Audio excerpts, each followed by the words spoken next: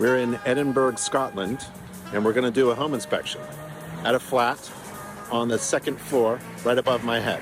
So let's inspect this house. And so I'll be checking out the exterior, but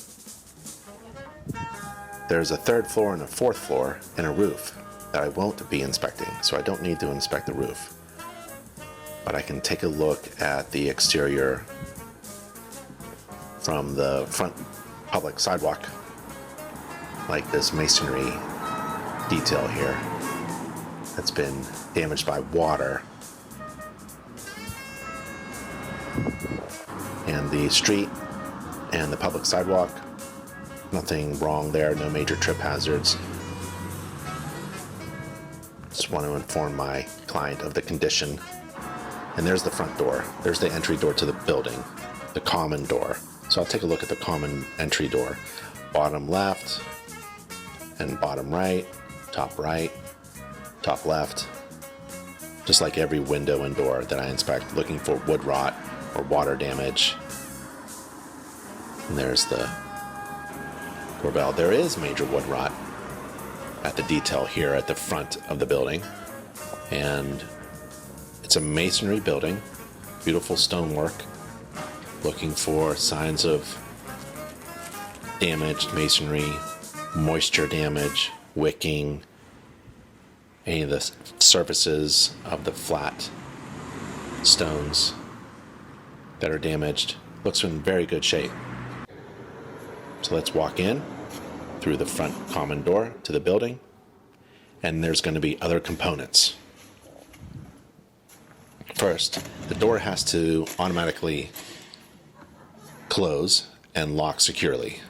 So I'm going to take a look at the components of that door and the electronics, or the labeling of the door and the apartments, and the electronics of that door, so that you can, from wherever you live in the building, can open up the door for your guest.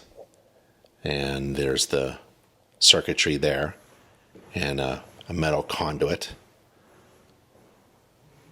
And these panel boards I don't have to open, and then it goes up to the other units. And there's the stairs. Just looking for trip hazards, and if there's a handrail, I want to make sure it's graspable. And the spindles, well, there's one missing, right? There's one missing there, and one missing there at the top.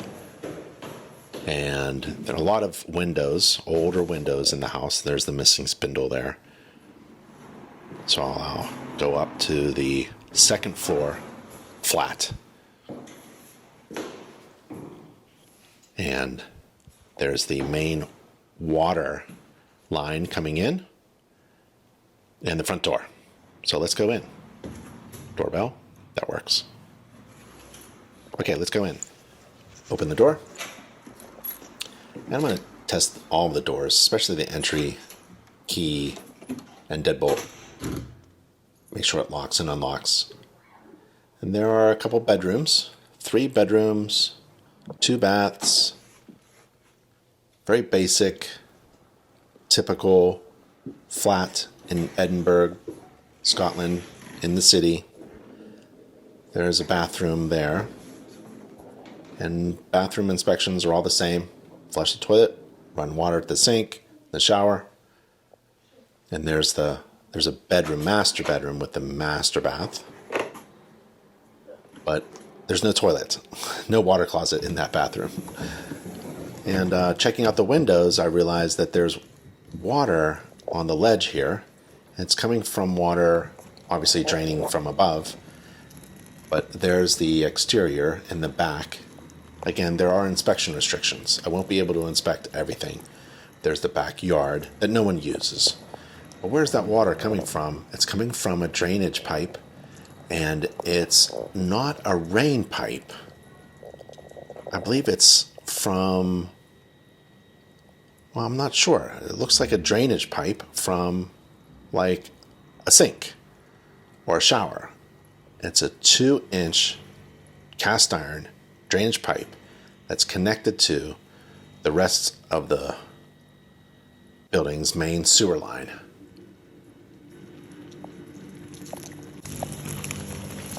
So that is a major defect. That needs to be repaired. Other systems. There's the electrical.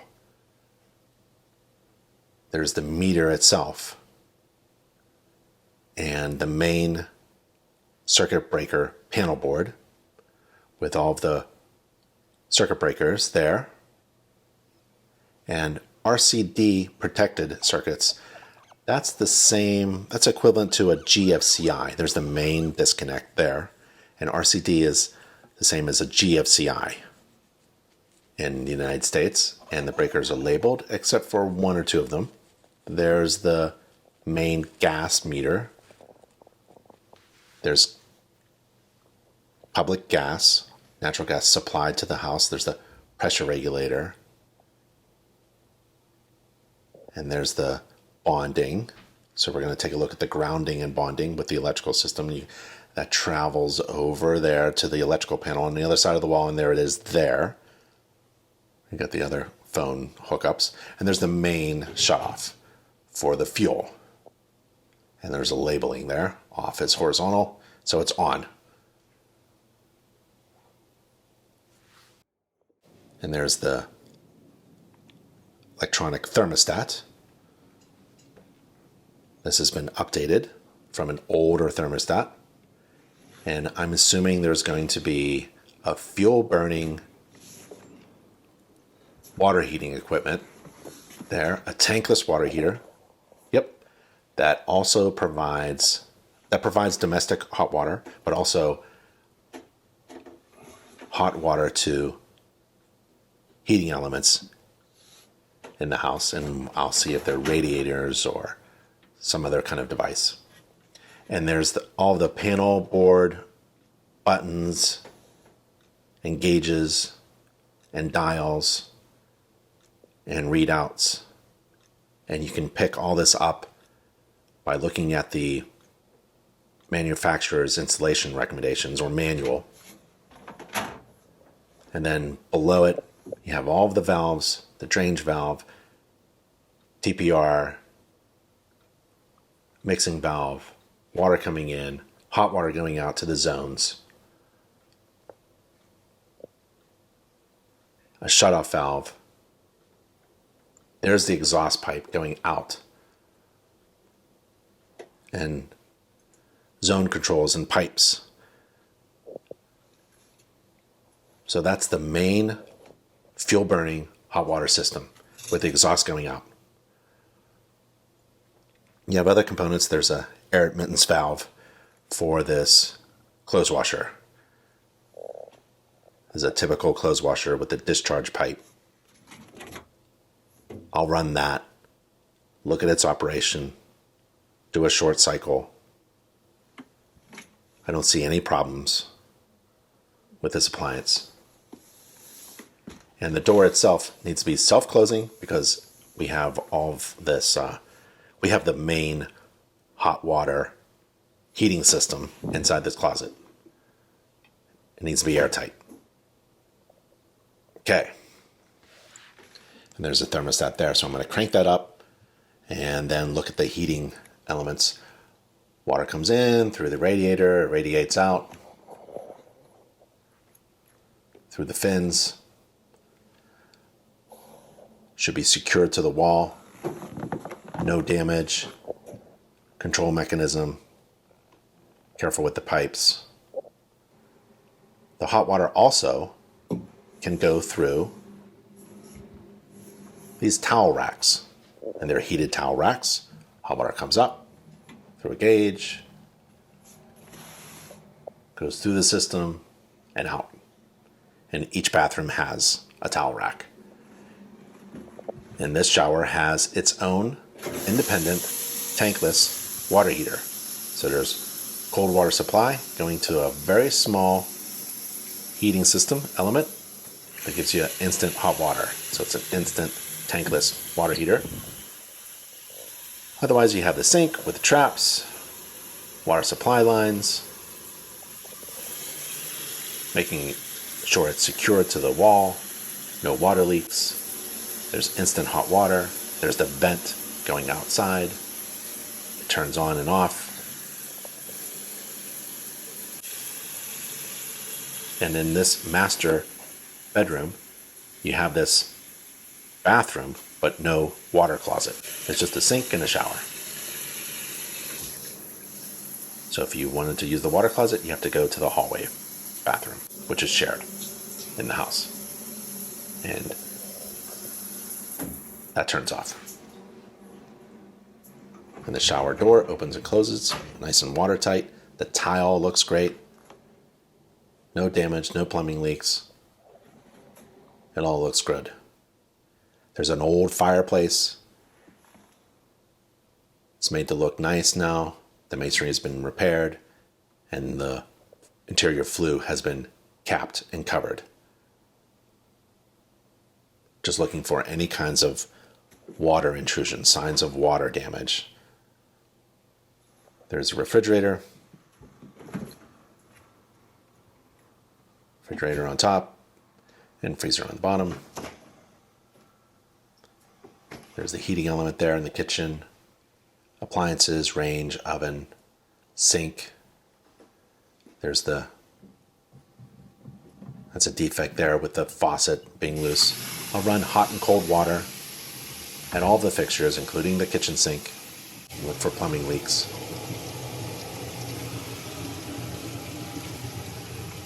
There isn't a dishwashing machine. There's a slow drain, though, at the kitchen sink. I'll put that in the report. There's a window that opens and closes.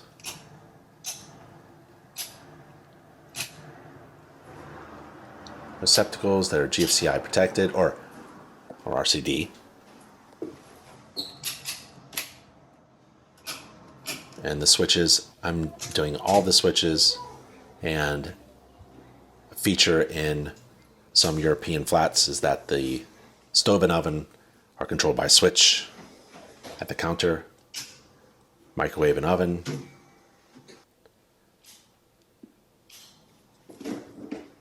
Checking out all the light fixtures, representative number of switches and receptacles, representative number of windows. They open and close, and they have this wonderful, beautiful interior mechanism to close off the window. Nice window shutters on the inside.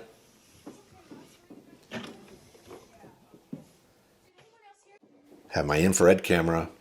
I already know that we have a water leak in the rear, and it's kind of splashing into the window, but I didn't realize how much water there is actually coming in. With my infrared camera, I can see things that other people and inspectors can't. I can tell you where the hot water supply lines are. I can confirm that the elements are heating up. I can take a look at the ceiling to make sure that there aren't any plumbing leaks coming from the flats above. Looking for any anomalies like very cold walls. Those windows are cold. It's cold outside in Edinburgh.